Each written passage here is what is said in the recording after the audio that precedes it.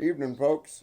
This is Uncle Crackham again. I'm just coming out because I finally had a chance to get out today and sweep and get after my shop. So the winds are calming down. We're not getting those heavy patterns blowing all night. So I was finally able to get out and just take some time and take advantage of the good weather and just, spend some time cleaning, getting stuff organized. And I spent some time on the Spyder today. And I also finished my infamous parrot's perch over there in the distance, but hey, that's just a project I have going. Now, the reason why I'm making this quick video is I had a person write in tonight and ask, is it possible that uh, brakes get noisy when they back up on the Can-Am Spyder? And he had an exact incident of his bike making the same noises as mine makes when it backs up. I explained to this gentleman, and I'm going to explain to everybody else, because since he gave me a topic to discuss, and I haven't done one of these in a while, and I have an opportunity to pad my shop talk for 2022, I'm going to explain a little bit more. There are basically three different types of brake pads that come from EBC. EBC is a brake company that out of Britain, whatever, their performance brakes, their yada yada yada yada. They have three types of brakes. They have what they call I want to call it an ergonomic, but it's basically an eco pad. It has no steel. It has no carbon fiber, or excuse me, not carbon fiber, but it has nothing metallic in the brake or nothing asbestos in the brake. They're organic is the term I'm looking for. Thank you. They do have elements of Kevlar in them, which is actually a non-metallic bit of armor that's used in tanks. So it's a fibrous material. Uh, and also, they make two other types of sintered types. Sintereds are where they inject or emplace bits of metal within the pad itself.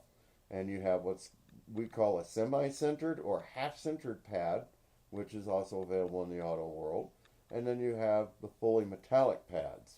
Fully metallic pads provide you with the greatest stopping power, greatest heat resistance to stopping power, typically used in your Brimbro or your multi-touch system where people are doing a lot of performance type work, all that. And semi-centereds are offered that as well, but semi-centereds are sort of organic and metallic combined, and they wear faster. Organics wear the fastest of all, but they're the quietest. Organics don't make this noise when you go backwards that goes, oh. There, we'll demonstrate here in a moment.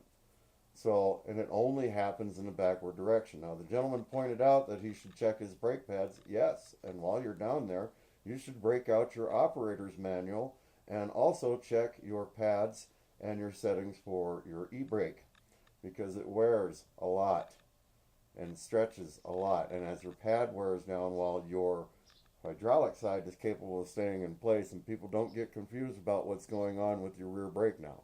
Your hydraulics always keeps the pressure on the pad.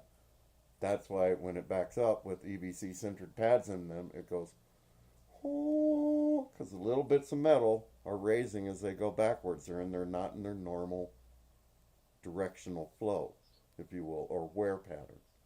So, uh, anyway, I just wanted to point that out and make sure that people understand that your pads always ride on your rotor and the slightest bit of pressure to the point where they can rotate freely, but they're always sort of right there. So as time goes by and moisture will also raise it, especially on the backing up side. If you haven't ridden in a week or two, moisture can also raise it. But it's not really a matter of rust. These things don't really rust anymore. We're not dealing with old cars and all that. And a lot of these parts are becoming more aluminized and hybrid components as well for lightness and all this other stuff. But it's not just let's jump to the automotive solution of there's rust in your pads. No, it's not necessarily the case.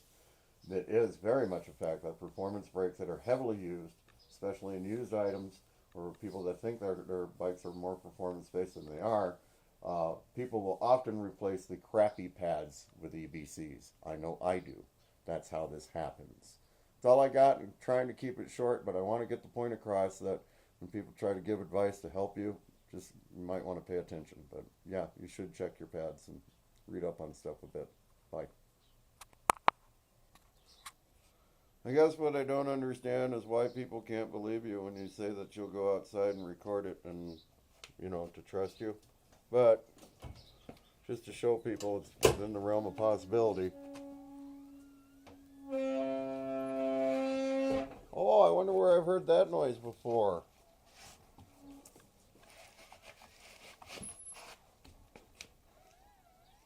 Let me do that again one more time, just so I can back up another foot.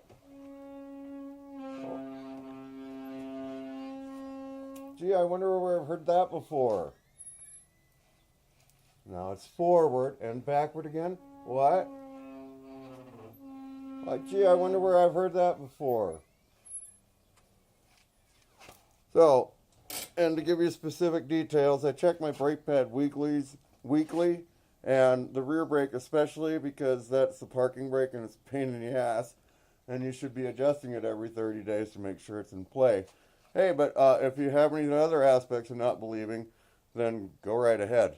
But I do agree you should check your brake pads regularly. I don't disagree with you on that, but when people give you advice, you might want to trust them every now and then. Have a good night.